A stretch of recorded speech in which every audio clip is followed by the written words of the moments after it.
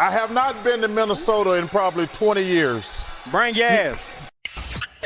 These guys survived the David Kahn era of Timberwolves basketball and live to tell about it. It's Flagrant Howls. Welcome in to Flagrant Howls, a Timberwolves lifestyle podcast. I am Phil Mackey. He is the Sports Dad Judd Zulgad. You will hear in the coming days from our friends Kyle Theige, from Jim Peterson, and Michael Grady.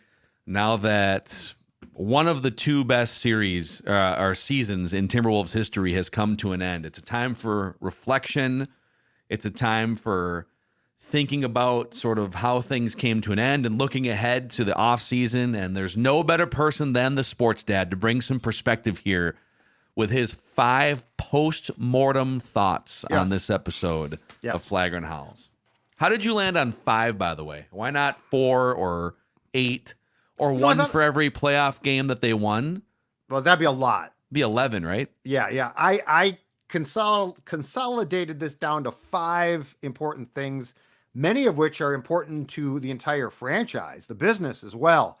I feel it's best to leave the basketball X's and O's for the experts, Kyle, Jim, Pete, Grady, for sure, right? Mm-hmm. And so, Tim Connelly got done with his press conference on Friday, a day after the Wolves lost, and I was just sort of going through his quotes and going through things. And I mean, he said all of, not surprisingly, the right things, but I think there is now that it's done, and I personally tried to avoid the controversy and the potential hot points because the playoff run was so much fun, right? Like, you don't want to be talking about some of the very important things when your team is in a playoff run. There's Sports Dad was not going to... didn't stop Glen Taylor a few different times from putting out dumb press releases during the same run. But Sports Dad was not going to rain on the parade of a conference finals run. Like, that is... I mean, heck, forget the Wolves, just in this town for our men's teams. That's awesome.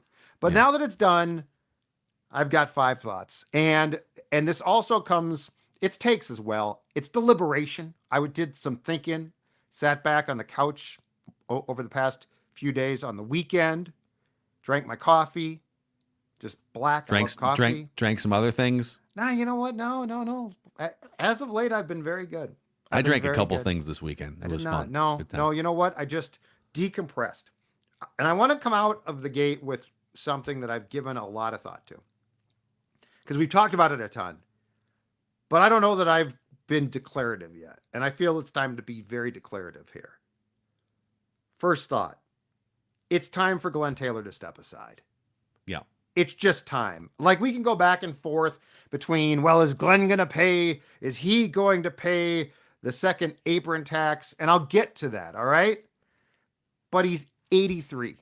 Doogie, who is close to Glen, has gone into chapter and verse about the fact that Glen doesn't feel great these days. He's not in great health. I mean, he's 83.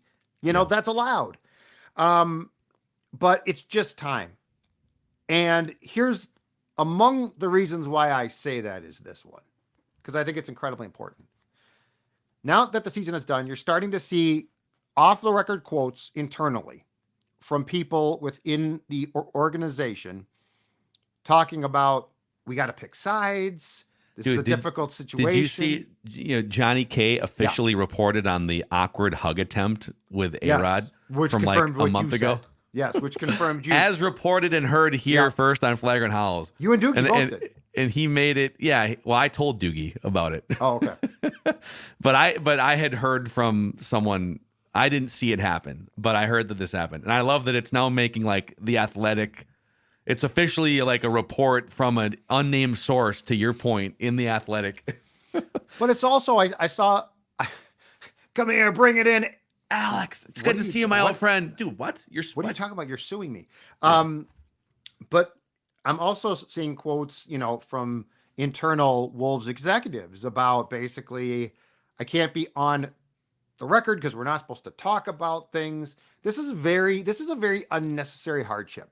And I believe that one way to derail what is right now probably as good of a position as the Wolves have ever been in is to have this type of strife, to have people trying to pick the right side, but not knowing which side they should pick. Yeah. And look, if Laurie and A-Rod indeed are telling the truth and they can afford the team and there's not going to be a problem there, it should be their team. If they can't, Glen needs to move on. Like, no matter what, it's run its course. And Glen, you know what?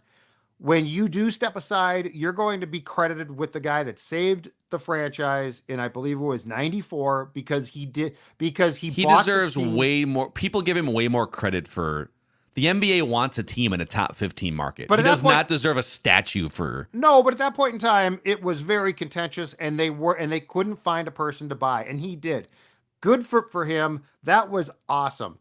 But it's now 2024. It's 30 years after the fact. And the fact now is it's time to move on. It's time to, whatever your end game here is, Glenn, you know what? Do everybody a favor.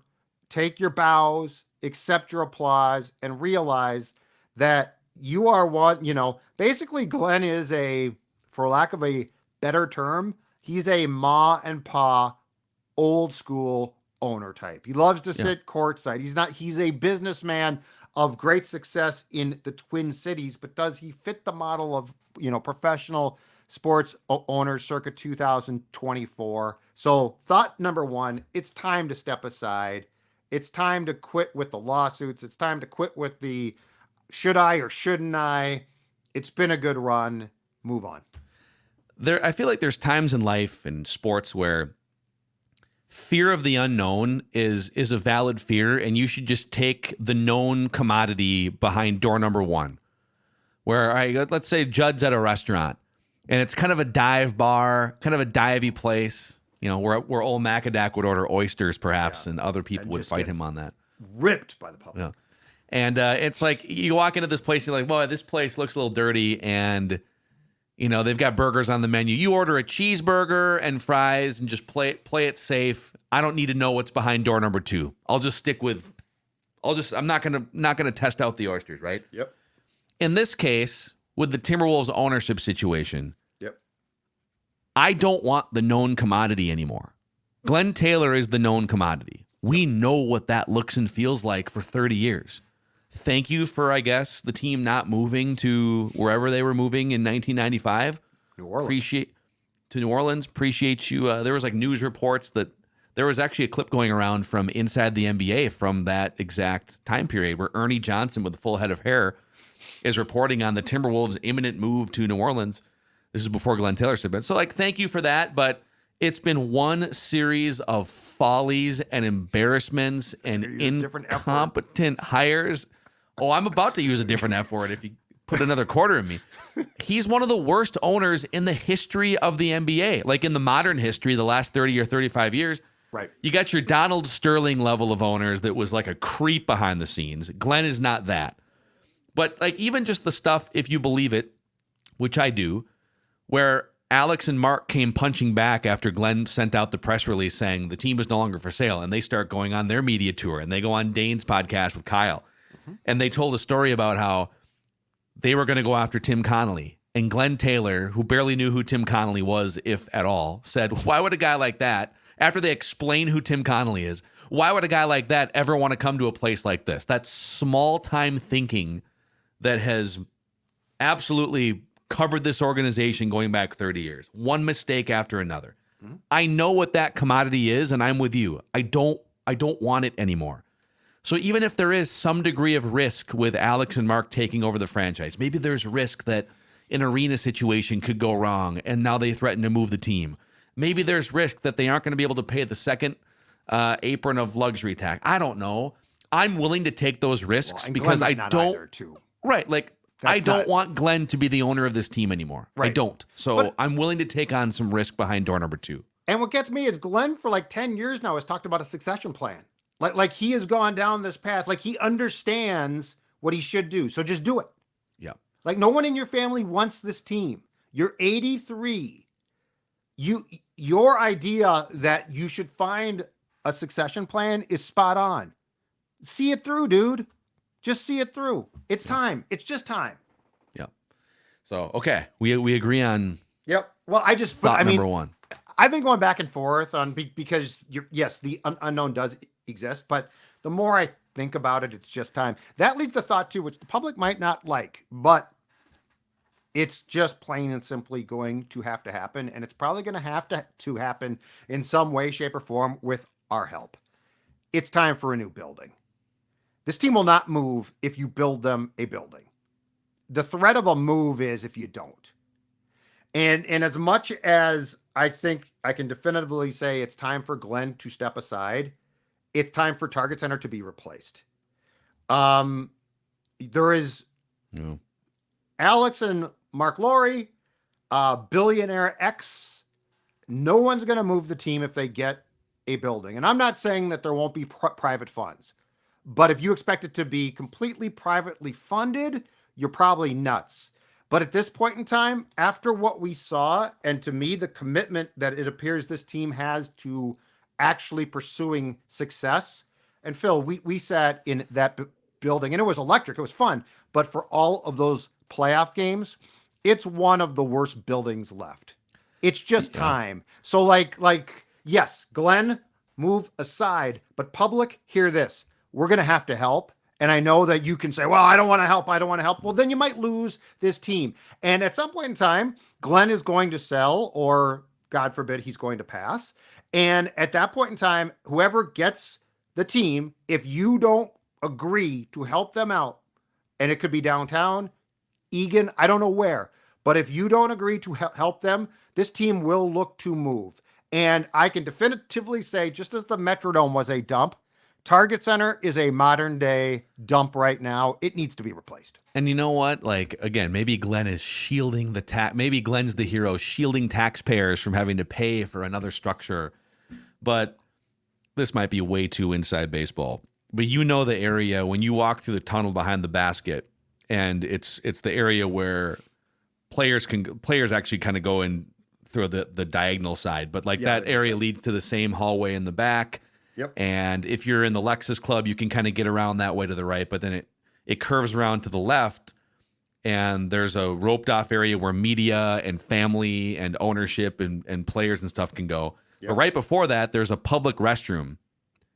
And I often use that restroom, yes. Do you? So there's and other people, Glenn, ownership. Glenn does too. I see Glenn in there all the time. I've run into Glenn in there too, and he'll small talk. It's kind of funny. It's like anybody else, This is where all the dicks hang out, huh? But my point is that bathroom is a disaster. It is. I mean, literally, there's yellow on, and it's remodeled. It's and disgusting. They remodeled the building. You can't fix the building. It's disgusting, and it's acceptable that the high rollers who sit courtside and the ownership groups and stuff that's kind of their bathroom. Yes. There's little things like that where. What are we doing here? This is a 35-year-old outdated structure. It's tightly cramped, just in terms of places for fans to hang out too. There's not enough space for anybody. Yeah. So if this franchise looks to take itself seriously, yes, and become a destination for winning, and now who's going to pay for it is the big question. And I have heard going back 12, 15 months, that part of the plan, Alex and Mark, was to put together a group to buy the team, which they have apparently, and also a group maybe separately to finance privately a new arena and a development structure in and around Target Center. Are they going to be able to put together that entire group to finance it 100%? I mean, Minnesota United put together a 100% public, privately financed stadium, Allianz Field. So, but I agree. A new arena needs to happen at some point. I don't know that you're going to get the public support to pay $500 million like you did for the Vikings 10 years ago, but it's got to happen. But I think it's fair to say this. If you want the team to stay, the reality is you have to be prepared to at least pony up part of the bill. Yes. For the land, for there's just a lot of things, but nobody, it could be Glenn, it could be Mark and Alex, it could be anybody. No one is going to stay long-term in a building that you can't fix. They've tried. They shouldn't have tried. The last one, I think they redid it again and more in the concourses in 2017. It was a waste of time. They shouldn't have done it. It looks nicer on the outside, right? It's it glass does. And it does. But you're going to have to blow it up and build a new one. Yeah. All right. Point number 3. Tim Connelly needs a raise. And now you might say, hold on there, Sports Dad. I remember Tim Connelly, 5-year contract, $8 million per season. That's very generous. And yes, it is. But Tim Connelly has the proverbial hammer right now. He's got an opt-out. 2 years in, he got the ability, probably partially because of all of the moving parts that we're seeing now, because Tim's not a dumb guy. He probably said, what happens if Glen decides he's not going to sell the team? And he was told, okay, we'll create an opt-out. But the reality is, it sounds like, and this is him at a press conference, but he said all of the right things about staying. But that being said, you can't tell me that he's not going to have somebody else or another team at least sniff around. 8 million is probably going to need to become 8 to 12, or I'm sorry, 10 to 12. Yeah. Well, he phrased it interestingly though, because he said, didn't he say something like, "I hope," or "the plan is"? Yeah. It was like, I hope to he's return. Very savvy. Yes. Yeah. And yeah, his stock, man, of all the Pobos in the NBA, his stock has probably risen the most because he's the one that architected the majority of that Nuggets championship team. Of course, he left before he got the ring. And then he architects the team that beats the Nuggets and gets to the Western Conference Finals. And this team is maybe one more move away or a tweak away from taking the next step. So yeah, life is good if you're Tim Connelly. Now, some of the concern has been, does his family like it in Minnesota? You know, you're moving to a place that's sort of foreign to you and your wife, your family. And he did say again in the postseason recap press conference that he feels like his family is starting to plant roots in Minnesota. Yep. But, they've only been here for like 2 years. So a little more money would help those roots be integrated more into the ground. Yeah. The roots might grow a little bit more. But this is also where Glen needs to go, because if he gets a raise, but it's still like Glen like trying to own the team, and then you don't know, he's going to want an opt out again. And I don't blame him one bit. I'm at sorry. This point, it feels like Tim Connelly is attached to Mark and Alex. 100%. Right? Well, and I mean, Phil, if you were asked to run a corporation, a sports team, and Glen might be your boss, I don't think you're buying in long term there. Like, it doesn't make any sense. It's again where this team needs to be allowed to progress. Yep. And so if I'm Conley, if there's a resolution here, like if Glen just says, you know what, I'm tired. Okay, guys, pay me a little bit more, but it's yours. I think Tim Connelly probably signs a contract without opt-outs consistently. And the opt-outs to me create an unnecessary question, because I don't think the players care, but in fairness, it puts everyone else who is in the front office on pins and needles on a yearly basis. And again, I feel bad for those folks right now, because they don't even know which side to buy into. And if you think back to like Glen's history as the owner of this franchise, any sort of Wolves era that doesn't involve Flip Saunders' hand on the wheel, and there was 2 different eras, or Tim Connelly's hand on the wheel, has been mostly a train wreck, right? Whenever they haven't had a Flip Saunders hand on the wheel or a Tim Connelly hand on the wheel. Now Gerson came in for a minute. Gerson selected Anthony Edwards. Yeah, you're right. Yep. He made the D'Lo trade, which the D'Lo trade helped the Wolves go from 20-something wins to 40 whatever. So Gerson made some nice tweaks, but ultimately behind the scenes, it was not working for him. He was alienating people. The culture was going sideways. He's doing a good job, though. What do you mean? He did a good job, what? Well, I mean, getting Anthony Edwards. In basketball, yeah. With the basketball stuff, yeah. Yes, McHale 1.0 with Flip, 1.0 went well, and that was about it. So, yes. But I mean...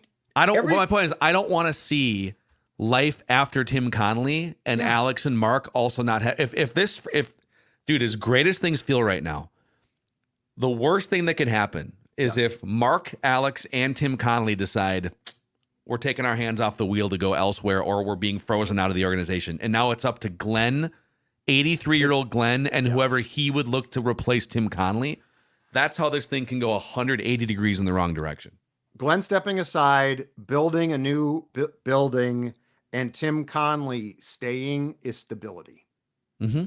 Everything else is instability. And that's the Wolves. Like, if you want the Wolves, if you want one word to describe this franchise's existence in a nutshell, it's instability. Yep. Nope. Those are 3. Yeah, those are 3 like major pillars. Before we get to the final 2 thoughts here from the sports dad, Judd Zulgad, you want to talk about stability. Okay. EcoFun is your stable force for summertime fun. It's your summertime fun headquarters. Scooters, Give me a cart. Motorcycles, I ATVs, love a the golf cart. carts. I love the golf cart. That looks We should like get you a golf sports cart and dad. put some like spinner wheels on it. You can drive around St. Louis Park. Drive it to work. It'd be awesome. Right? Once in a while, pull up in the Hubbard parking lot. Toss the keys to someone.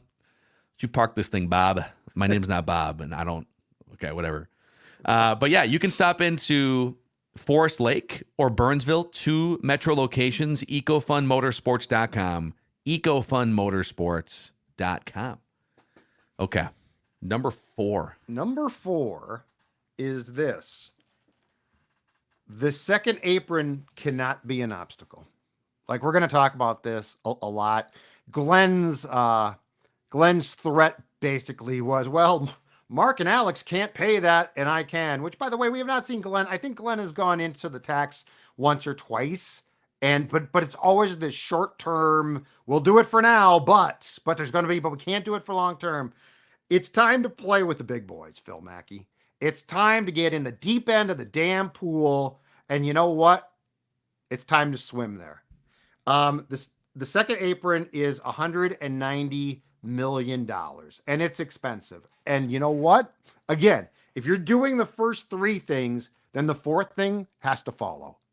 It's time to play with the guys that basically are the big players in this league, which is why a new arena is going to become incredibly important. Target Center, if nothing else, does not have the revenue streams. It just does not. But like, we're talking about it again, like, well, if they go into could they do this for a year? I'm sick of this. Okay. Do it for 5 years. I win a championship. Quit threatening me with, well, we'll try it for 1 more year, but if it doesn't work, then we're going to have to clean house a little bit because we can't afford this. Ant Edwards is a marvelous player, and he deserves a supporting cast that can help prop him up, not to playoff berths. The playoff run was fun. Okay. But you know what happens? Expectations rise, and eventually playoff runs unfulfilled become frustrating, and they should for sports fans. Yeah. So this whole second apron and the threat of the luxury tax or the tax and what's going to happen now, I don't want to hear it. Go into it, pay the freight, everyone do your job, including the public, helping out by being willing to invest in an arena. Let's make this a world-class franchise, as the Wolves like to say. Yeah, I would say definitely pay the second apron luxury tax if you think it is the right strategic move for the roster. Yeah. If Tim Connelly gets in a room with other smart people in the Wolves organization and they decide, hey, listen, for us to get from here to here, we have to trade this person, Karl, let's say. Mm-hmm. And as part of that trade, we might not take on quite as much salary, and by the nature of that move, we're going to be below, but it should be based in strategy for how to get to the next level. Correct. Not cheapness, right? Not fear. So next year, what's interesting is, so according to Hoops Hype, the Wolves already going into next year, as constructed, have the second most expensive roster in the entire league behind Phoenix. And Phoenix is in a weird spot because they just got their asses swept out of the playoffs with one of the most expensive teams in the league, second apron luxury tax, without a lot of moves. Like the amount of first-round picks they gave up for Kevin Durant, it's not like they have a lot of moves that can help them get another superstar player in the mix. So it goes Phoenix, and again, they've been like championship contenders. They had a 2-0 lead in the finals a few years ago, and they've been trying to just push the envelope. New ownership came in, and then you got the Timberwolves. Then you have Boston is the third most expensive. They've been knocking on the door, pounding on the door, NBA Finals, right? Keep the band together, bring in Porzingis. Then Denver, who won a championship, so you're getting this windfall of, I'm sure, revenue coming in from a championship team. And then Golden State is also right in that mix, and we've seen them coming off the tail end of a dynasty. Lakers are in the mix. So it's like the Wolves are now, in terms of how much they're paying for their team, they're punching with some of the biggest markets, the most successful teams, and or the teams that have been pounding on the door to win a championship for the last handful of years. What do they decide strategically? Is it run it back? Is it, hey, let's just take the experience that we gained, have a 22-year-old turn 23 coming off an Olympic run in the summertime, expect that Karl can be the number 2 to Anthony Edwards? And there's a bunch of conversations we'll have about that, but it'll be fascinating. I'm with you completely, though. It needs to be based in strategy, and it needs to be Conley's. It can't be this. I always feel like these conversations with Glenn have been held over our head of, well, I'll do it this year, but then it's done because I can't. This should be a championship franchise. Like, you've got a championship player. And I don't want to hear, like, the Wolves just need to become big time. Mm-hmm. Part of the reason why this whole thing has been in the last 20 years or so frustrating is how often it's disintegrated to a mom and pop shop. And I mean, at one point in time, Glenn did pay. I believe it was the 99 lockout occurred because of the Garnett contract. Mm-hmm. So we've been there before as well. But those are the type of investments that you have to make. Nobody can walk in, as far as I'm concerned, or should walk into Conley's office with a piece of paper and lines drawn through salaries and names. And Connelly did, he was, part of his press conference was being told, hey, sometimes we're kind of at the mercy of what ownership will allow us to do. He also said that he does think Karl can be the second best player on a championship team. Yeah. I don't know what he's supposed to say. If he feels that way, then they're probably going to run it back, right? Yes. Because why wouldn't you? You got the pieces in place. Yes. If you don't feel that way, you're not going to cheapen his trade value by saying, I don't actually think he can be the second best player on a championship team. Yeah, so. I think what he said is very akin to back in the day, Spielman saying that Harvin and Diggs will not be traded. But Tim Connelly didn't call Karl the linchpin like Kwesi did with Jefferson, right? Well, yeah. Like I think there's code words of, oh, hey, if you call me, I'll pick up, or I'm not going to pick up. I think the way that Connelly talked about Karl was, hey, this guy, we still consider him to be a very valuable member of this franchise. But if you call me, I'll definitely pick up the phone. Yep. And that brings us to number 5. Number 5 is a basketball one. And it is very, very simple. You need to add another scorer for Ant.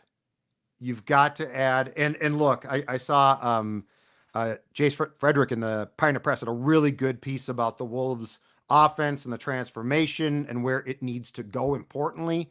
And within that, he had a graph that read, Chris Finch wants to improve on his, quote, movement-based offense, which Finch basically was saying at his end of the season presser on Friday, he thinks can still work. And that might be entirely true. But the reality is this. I think what we've seen is this team 100% lacks another guy who can take some of the scoring load off of Ant. Now, Karl can at times, for sure. But I'm talking about a shooter. I'm talking about a guy. I'm talking about the type of guy that we were discussing at the trade deadline that the Wolves should get and ultimately couldn't. Yeah. So just as a basketball observation, and I don't know, again, if you keep Karl, this is going to be a luxury tax conversation or a second apron conversation. I almost don't care about that. I care about the fact that I think you need another guy that can, as Jim Peterson likes to say, and Patrick Royce hates, score the basketball. I agree. And it's so tough because regular season Karl on paper is one of the top, 15 to 20 scorers. I mean, he's averages, even the last couple of years when his role has kind of changed. He's a 21, 22 points per game scorer. In his career, he's at 23. The problem is in the playoffs, when teams are trying harder and defenses are locking down more and scouting reports are focused specifically for 2 weeks on stopping your team. Right. You're not just flying through different cities and, oh, it's game 41 on a back-to-back. Yeah, we looked at some tape, but let's roll the ball out against the Hawks and see what happens, right? And this is like everyone in your organization is looking for ways to stop the opposing team night after night in the playoffs. And when the clamps are put on in that way, Karl's offense takes a dip in the playoffs. Anthony Edwards' offense elevates in the playoffs in the 3 years he's been there. So my biggest concern with Karl, and by the way, like if you can find a way to keep Karl on the team as an electric 3-point shooter, aside from this Dallas series, and as like a third scoring option, that's awesome. I don't know if mathematically and cap-wise and chips-wise you can make that happen. But my biggest concern with Karl is in the regular season, he averages 23 points. In the playoffs, he averages 18 and a half. Yeah. In the regular season, he shoots 52.5% from the field. In the postseason, it's 46%. And from three, he's a 40% career regular season three-point shooter. In the playoffs, it's 35%. Every single offensive metric, efficiency, counting numbers, dips for Karl in the playoffs. And I don't think we're talking about just like a small sample size, it'll adjust itself. I think there are reasons why he is not able to get his offense when the screws tighten in the playoffs. You have to consider that moving. You can't just be like, well, let's just hope and cross our fingers that Karl becomes a better. He's a worse offensive player in the playoffs, and I think there's a reason for that. Yep. Also, question, what do you make of the fact that when Karl was out from March 11th to April 11th with a torn meniscus, that the Wolves offense actually spiked up to 8th best in the entire league? Because we talked about this at the time, spacing issues. I think it's interesting, and I admire, Finch is known, despite the fact that the Wolves calling card was defense, Finch is known as a really good offensive coach. And I do think that he has confidence that he can maximize this thing. I just don't know that you have all of the right chips to do so. And you obviously have to build that around Ant. I mean, he's your one guy to build around.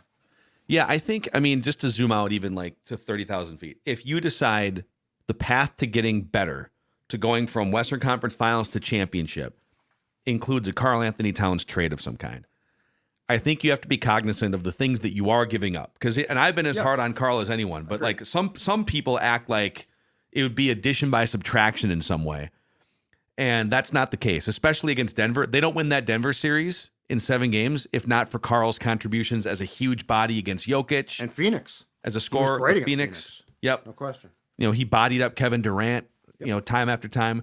So you're losing a massive body, a rebounder, a guy that can provide. He's not the best defender on the team, but he can provide resistance with his size against some of the key players in the Western Conference that you don't get from other players on your team, including Naz Reid. Mm-hmm. And you're losing even even with his reduced playoff field goal percentages, you're still losing one of the best shooters in the NBA and a guy that can get hot and hit a handful of threes.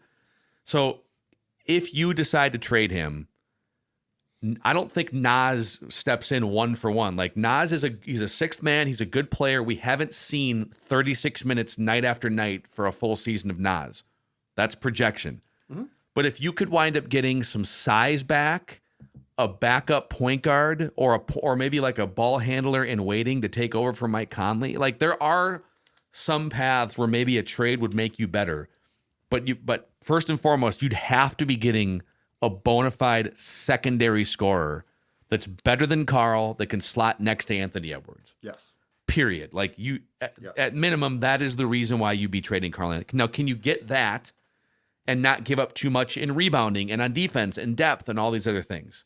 That's a question for $8 million man, soon to be $12 million man, Tim Connelly. Exactly. In your new building. Yep. So that's all I got for you. Exactly. So great stuff from the sports dad, his perspective, his wisdom, helping us enter this off season. It's been a fun year, man. Flagrant Howls just kind of took off and was at one point charting in the top 7 among national basketball podcasts on Apple. A huge thanks to Kyle Teige, our guys, Michael Grady and Jim Peterson, for being awesome contributors. And consider today's conversation the start of many fun, speculative off-season discussions here on Flagrant Howls. For Judd, I'm Phil. This is a Timberwolves lifestyle podcast.